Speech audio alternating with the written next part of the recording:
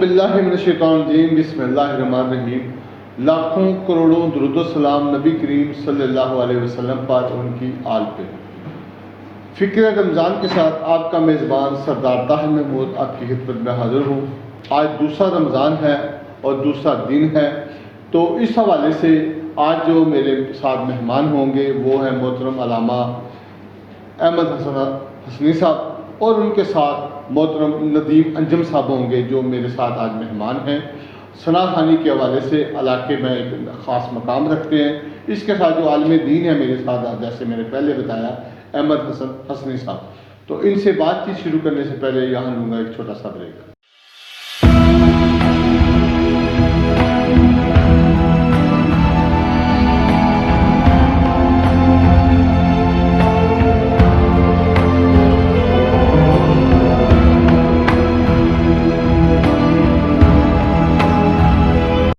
Exchange company private limited, نہ قطار نہ انتظار اور نہ ہی آپ کو گجرانوالہ جانے کی ضرورت۔ اب آپ کے اپنے علاقے راوالی میں ویسٹرن یونین، منی گرام اور ریا کی سہولت اسکائی ایکسچینج پر موجود ہے۔ یہاں پر ہر قسم کی غیر ملکی کرنسی کی بآسانی تبدیلی کی سہولت بھی موجود ہے۔ اس کے ساتھ ساتھ منی گرام اور ویسٹرن یونین کے ذریعے رقم بیرون ملک بھیجنے اور منگوانے کے لیے تشریف لائیں۔ Sky exchange company, branch number 21، sugar mill چوک، G T road, Rawali, Gujranwala, cantt. Phone number 05538288815، 05538289115، 0309553571۔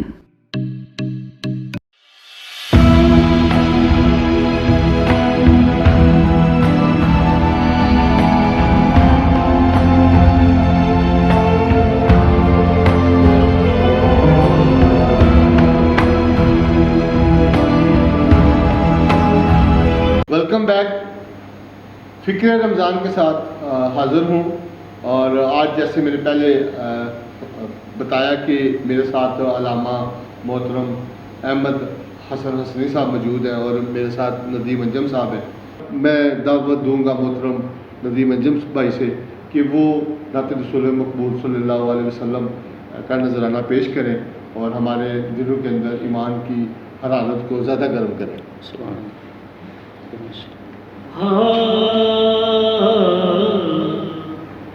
کیسے سمجھے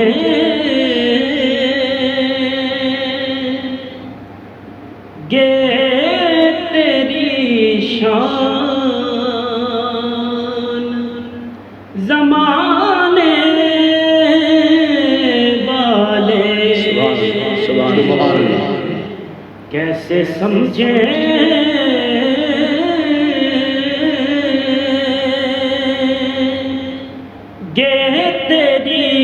شان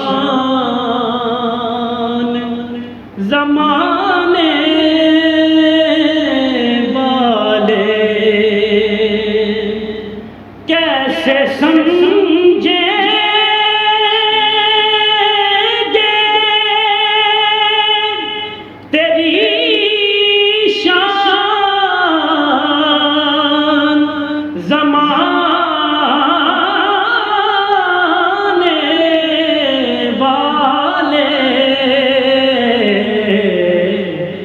خود مٹیں گے جو تیرا نام مٹانے والے، خود مٹیں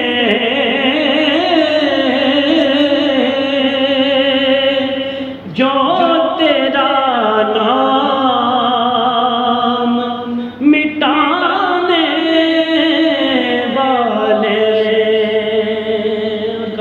شیر ہے کہ جو ہی طیبہ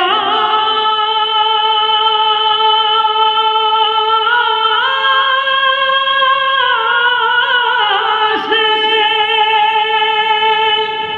میں نکلوں تو کہیں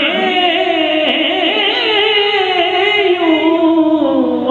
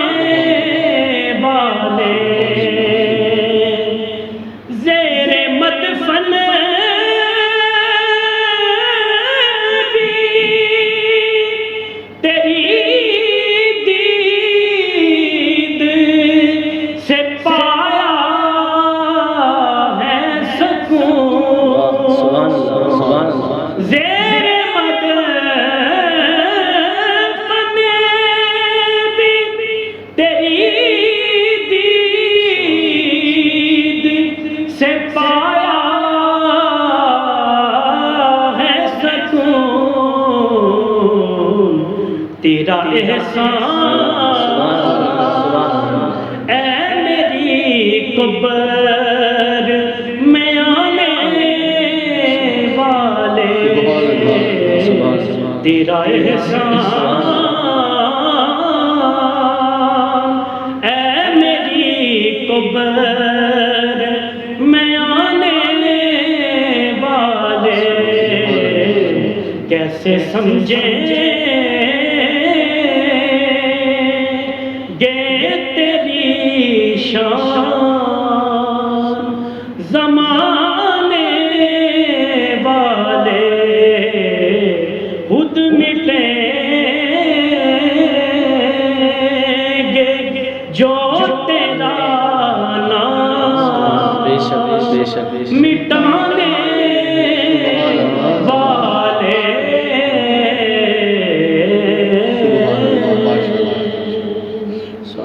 اللہ تعالیٰ آپ کی آواز میں اور برکت عطا فرمائے۔ آمین سبحان جی ناظرین، ندیم انجم بھائی نے خوبصورت کلام پڑھا اور نعت شریف کے سے ہمارے ناظرین کو بھی اور ہمارے دلوں کے اندر ایمان کو تازہ کیا۔ قاری صاحب، جیسے آپ بتا رہے تھے رمضان کے حوالے سے کہ ایک بندہ کھجور سے بھی اگر کسی کو روزہ افطار کراتا تو اس کو بھی جہنم کی آگ سے اللہ تعالیٰ برذمہ کر دے گا۔ تو اللہ تعالیٰ نے تو یہاں تک قرآن مجید میں کہا کہ روزہ میرے لیے ہے اور اس کا اجر میں خود دوں گا۔ تو یہ اللہ اور انسان کے درمیان ہے، اس کے اس تناظر میں ہمارے ناظرین کو ذرا بتائیے۔ جی، بہت اچھی بات کی طرف آپ نے توجہ دلائی۔ حقیقت ہے یہی ہے کہ جس قدر بھی دیگر نیکیاں ہیں ہر ایک کا ثواب جو ہے وہ فرشتے لکھتے ہیں۔ انسان نماز پڑھتا ہے تو فرشتے اس کی نماز کا ثواب لکھنا شروع کر دیتے ہیں۔ اسی طرح بندہ زکوٰۃ ادا کرتا ہے تو فرشتے اس کی زکوٰۃ کا ثواب لکھتے ہیں، اس کا ثواب لکھنا شروع کر دیتے ہیں۔ بندہ حج ادا کرتا ہے تو فرشتے حج کا ثواب لکھنا شروع کر دیتے ہیں۔ مگر جو روزہ دار ہے اس کی عظمت کا عالم یہ ہے کہ جب وہ روزہ رکھتا ہے فرشتے اس کا ثواب لکھتے ہیں تو پروردگار فرماتا ہے اے فرشتوں ٹھہر جاؤ، اس بندے نے میری خاطر کھانا پینا چھوڑ دیا، اس نے میری خاطر روزہ رکھا ہے، میری رضا کی خاطر روزہ رکھا ہے، تو فرشتے اس کا ثواب بھی میں خود ہی عطا کروں۔ الصوم لی وانا اجزی بہ، میرے بندے نے روزہ میری خاطر رکھا ہے، اس کی جزا میں ہی عطا کروں۔ اور اسی کے متعلق علماء کرام بیان فرماتے ہیں کہ اس مقام پہ یہ بھی ہے کہ الصوم لی وانا اجزی بہ، کہ اللہ پاک فرماتا ہے کہ میرے بندے نے روزہ میری خاطر رکھا ہے تو اس کی جزا میں خود ہی ہوں، یعنی میری ذات ہی ہے کہ جب میرا بندہ جس نے دنیا میں میری خاطر روزہ رکھا کل قیامت میں جب میرے پاس آئے گا تو پروردگار فرماتا ہے میں اپنے اس بندے کو اپنا دیدار عطا فرماؤں گا، اپنے دیدار سے مشرف کروں گا۔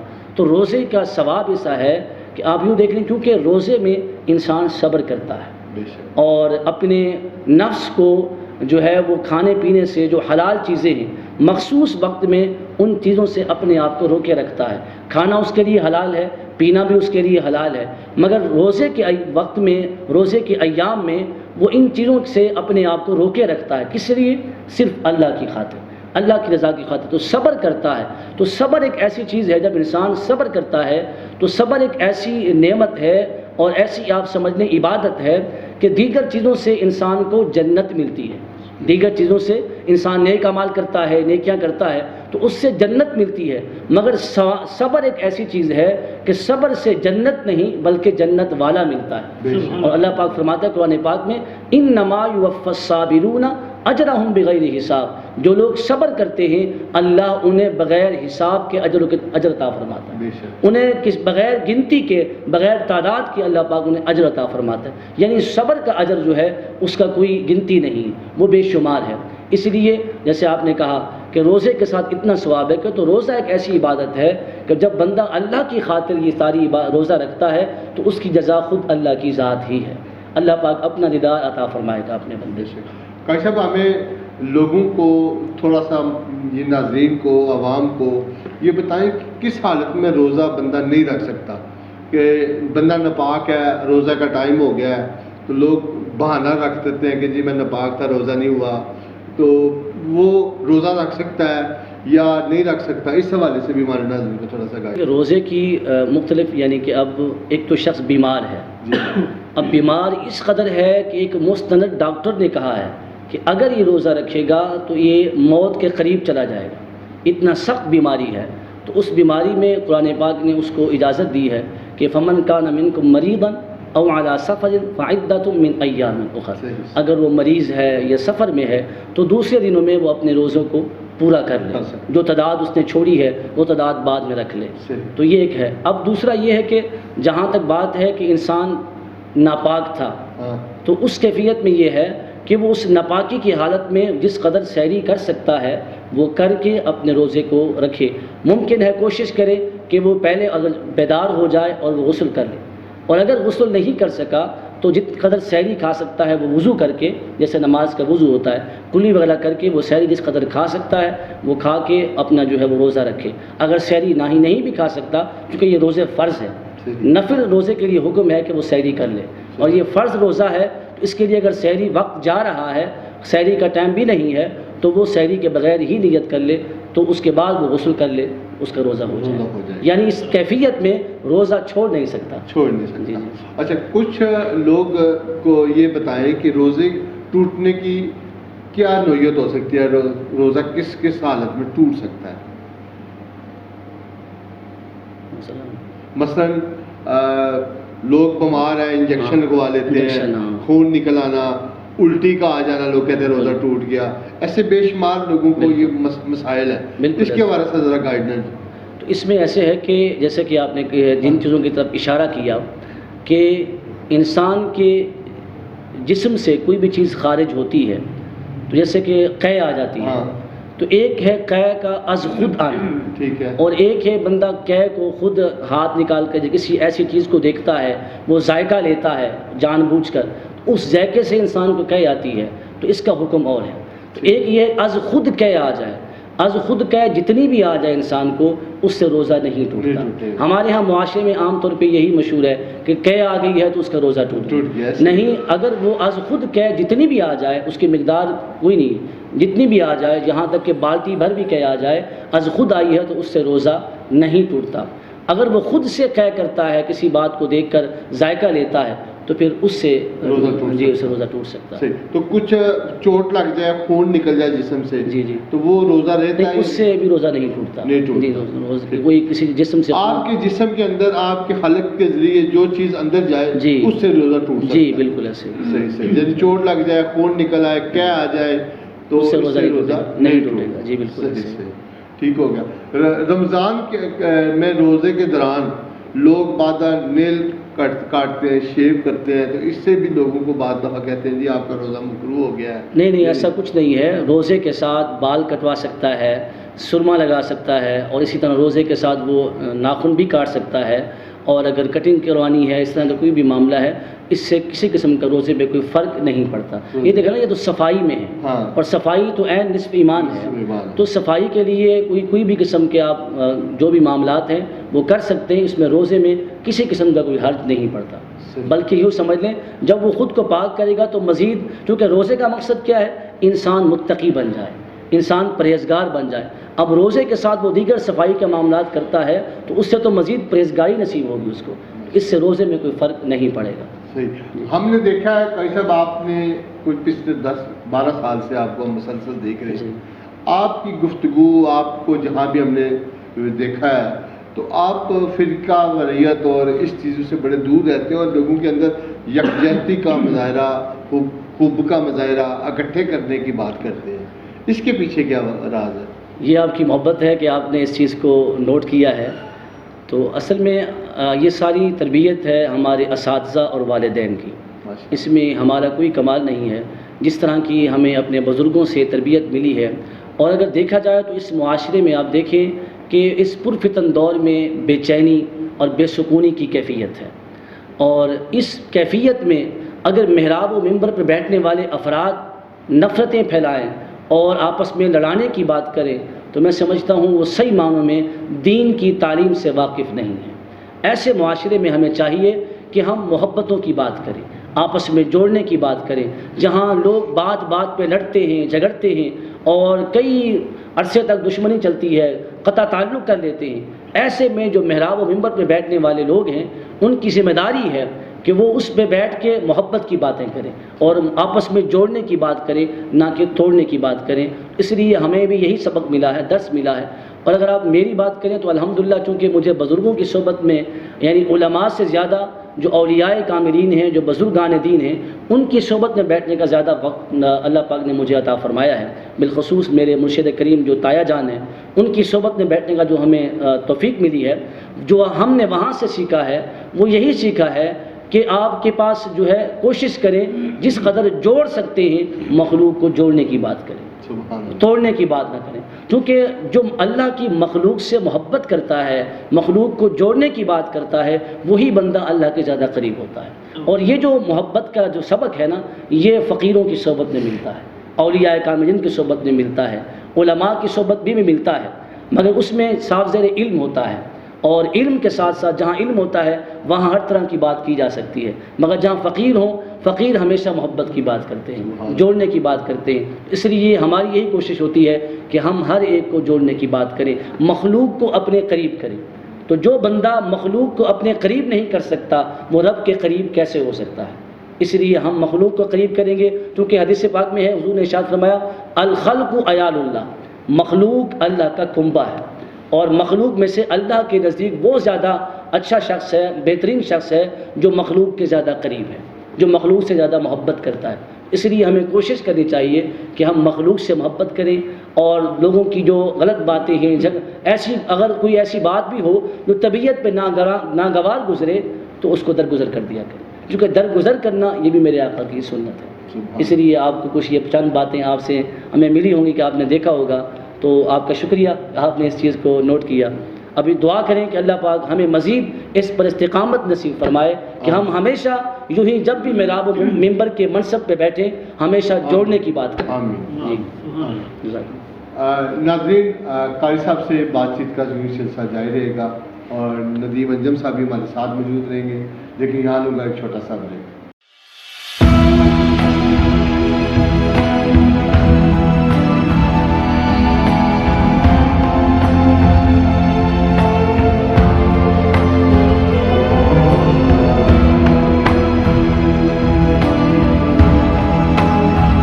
Sky exchange company private limited, ना कतार ना इंतजार और ना ही आपको गुजरांवाला जाने की जरूरत।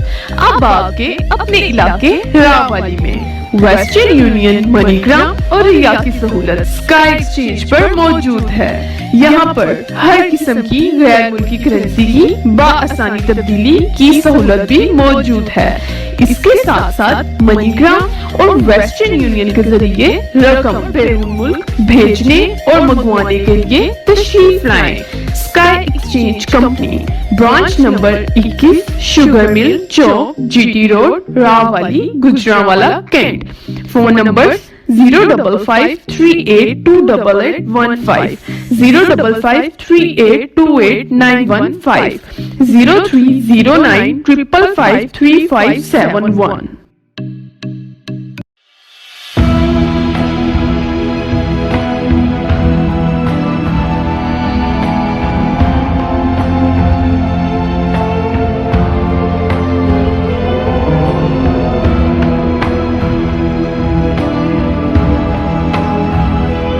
Welcome back.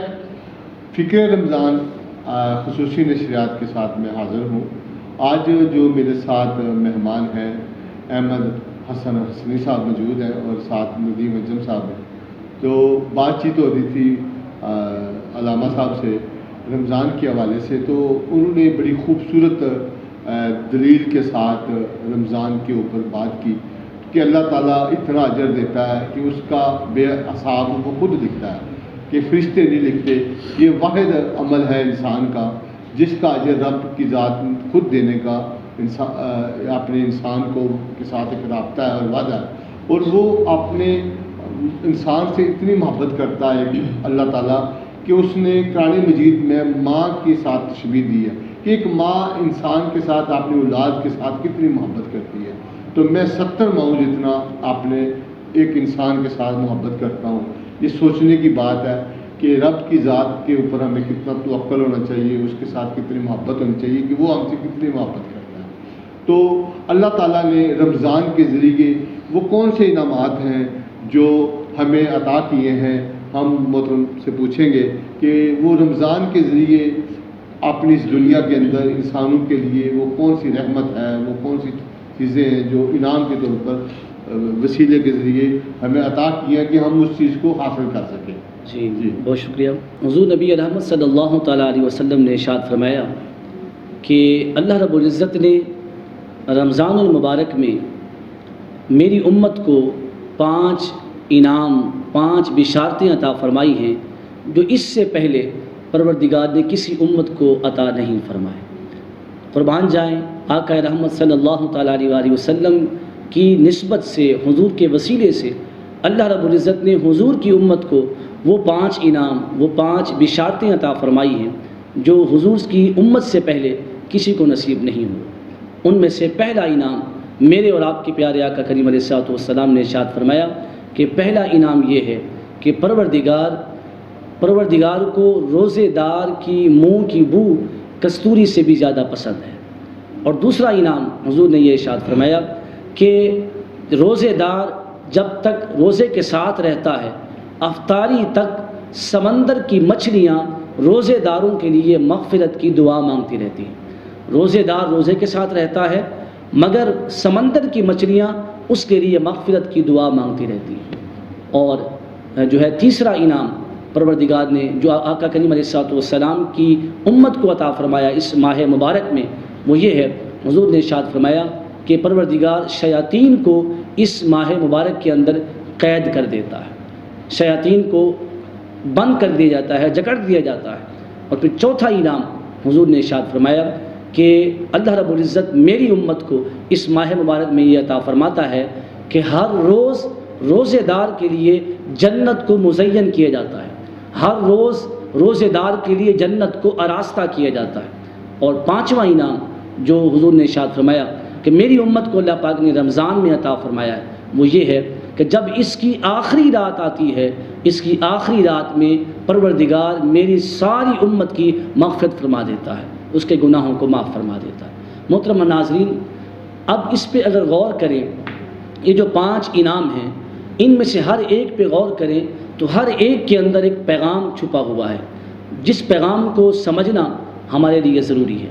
جس میں سے پہلی بات یہ ہے کہ آقا کریم علیہ الصلوۃ والسلام نے ارشاد فرمایا کہ سمندر کی مچھلیاں روزے دار کے لیے دعا مانگتی ہیں، اس کی مغفرت کے لیے دعا کرتی ہیں. اے بندہ خدا، تو غور کر کہ تو نے ایک دن اللہ کی رضا کی خاطر گزارا، اللہ کی رضا کی خاطر تو نے کھانا پینا چھوڑ دیا، ایک دن تو نے اللہ کی رضا کی خاطر گزارا، اس کے بدلے میں اللہ نے انعام کیا عطا فرمایا کہ جو سمندری مخلوق ہے، جو سمندر میں رہنے والی مخلوق ہے، وہ تیرے لیے مغفرت کی دعا کر رہی ہے. اے بندہ خدا، اگر تو ساری زندگی اللہ کی رضا کے مطابق گزارے تو پھر خود اندازہ کر تیری عظمت کا عالم کیا ہوگا. پھر اسی طرح حضور نے ارشاد فرمایا کہ روزے دار کے لیے ہر روز جنت کو تیار کیا جاتا ہے، جنت کو آراستہ کیا جاتا ہے. اے بندہ خدا غور کر، تو نے ایک دن اللہ کی رضا کی خاطر گزارا، اس کی خاطر کھانا پینا چھوڑ دیا، اس کی خاطر تو اٹھتا بھی رہا، بیٹھتا بھی رہا، تو نے زندگی کا ایک دن کا ہر گھڑی، ہر ساتھ اللہ کی رضا کی خاطر گزارا. تو دیکھ اللہ پاک تیری خاطر جنت کو ہر روز تیار کرتا ہے. یعنی معلوم یہ ہوا اگر تو نے ایک دن اللہ کی رضا کی خاطر گزارا تو جنت تیرے لیے تیار ہو گئی.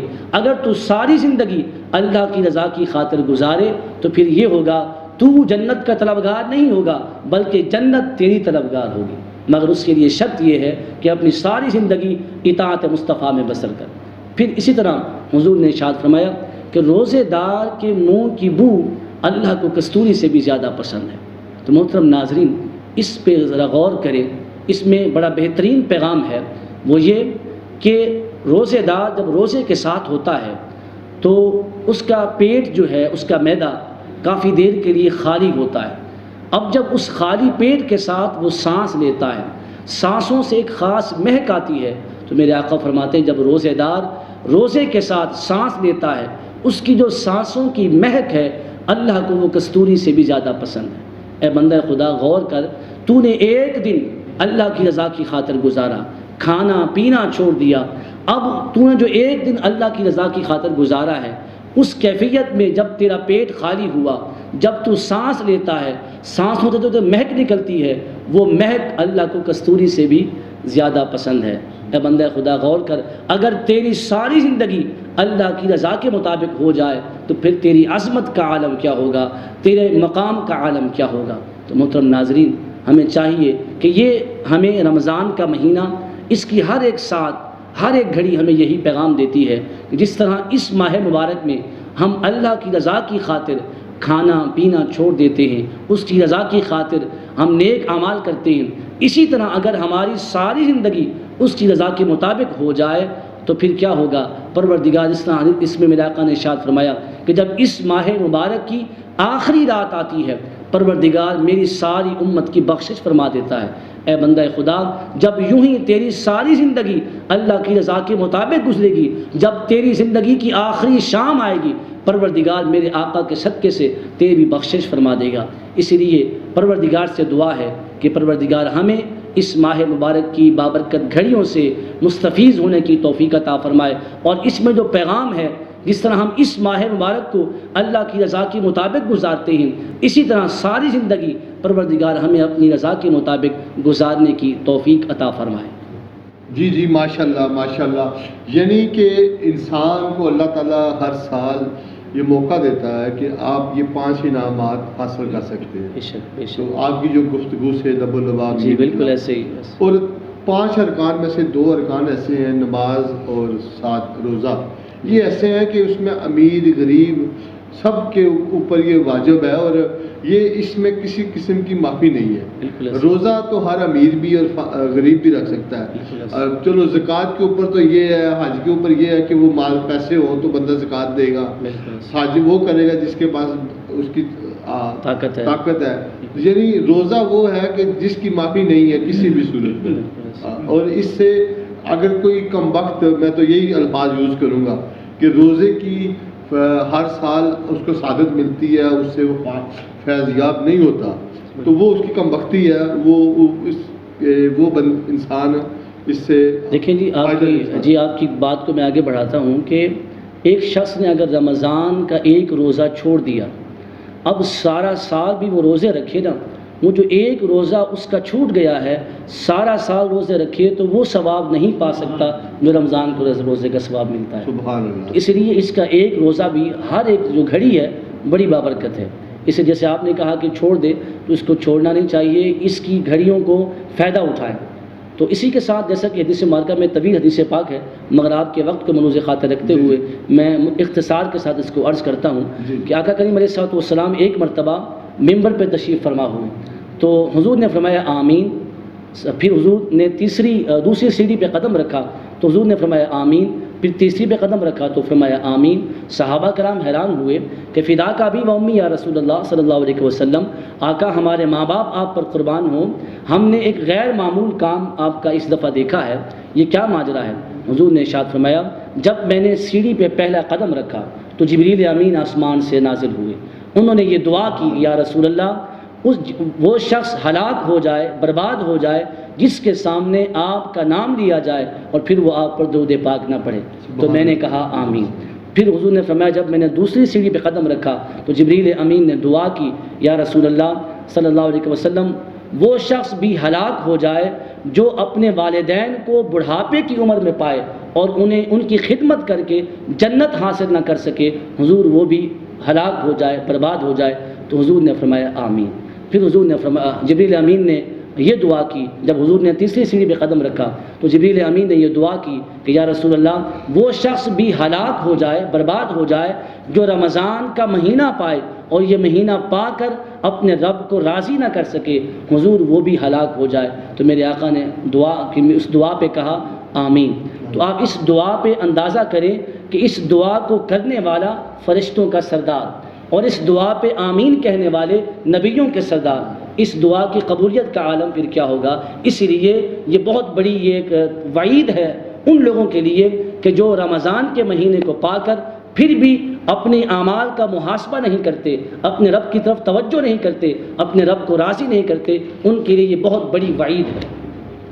بے شک قاری صاحب، یہ جو آپ نے آخر میں جو حدیث کے ذریعے ہم کو سمجھانے کی کوشش کی کہ رمضان کی فضیلت کے اوپر کہ ایک انسان کو کیسے رمضان سے فیض یاب ہونا چاہیے، تو انشاءاللہ ایسے ہی روزانہ کی سطح پہ آپ سے یہ نصیحت ہوگی، اس پہ بات ہوتی رہے گی۔ جی ندیم بھائی سے اب آخر پہ ہم نعت مقبول صلی اللہ علیہ وسلم سننے کی ایک مرتبہ پھر سعادت حاصل کرتے ہیں، تو ندیم بھائی ایک مرتبہ پھر آپ نبی کریم صلی اللہ علیہ وسلم کی ذات اقدس پہ درود و سلام پیش کریں۔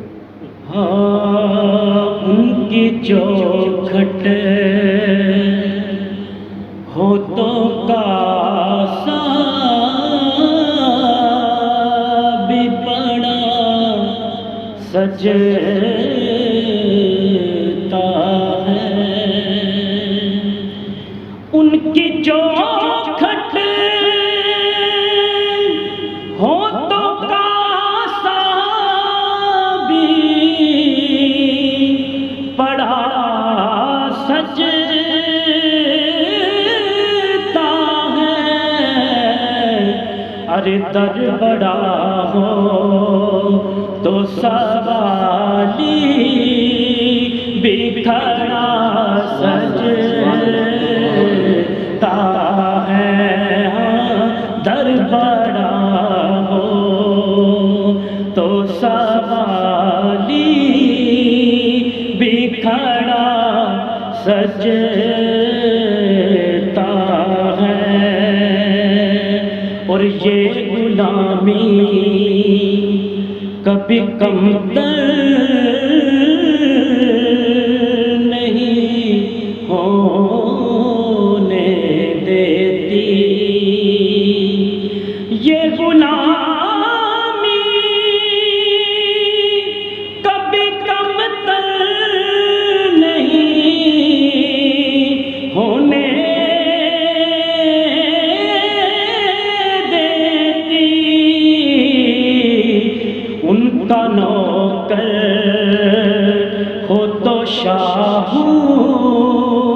میں کھڑا سجتا ہے، ہاں ان کا نوکر ہو تو شاہ میں کھڑا سجتا ہے۔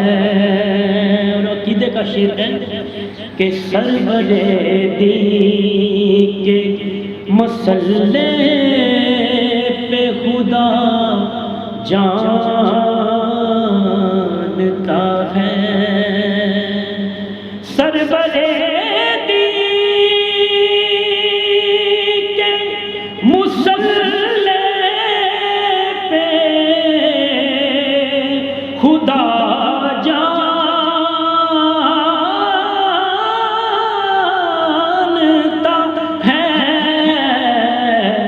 مرتضیٰ پیچھے ہو صدیق کھڑا سجتا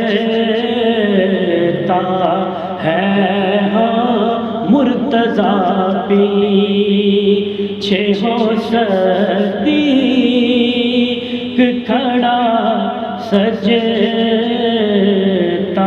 ہے، ان کی چوکھٹ ہوتوں کا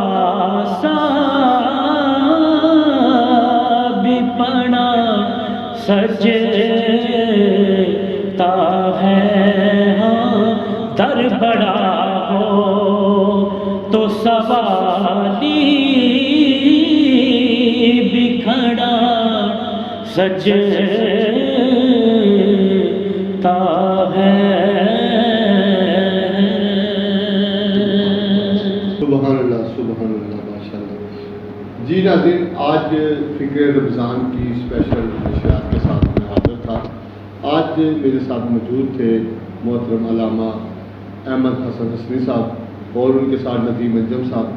تو امید ہے آپ کو میرا یہ پروگرام پسند آئے گا۔ مجھے دیجیے اجازت، اگلے پروگرام تک کے لیے اللہ حافظ۔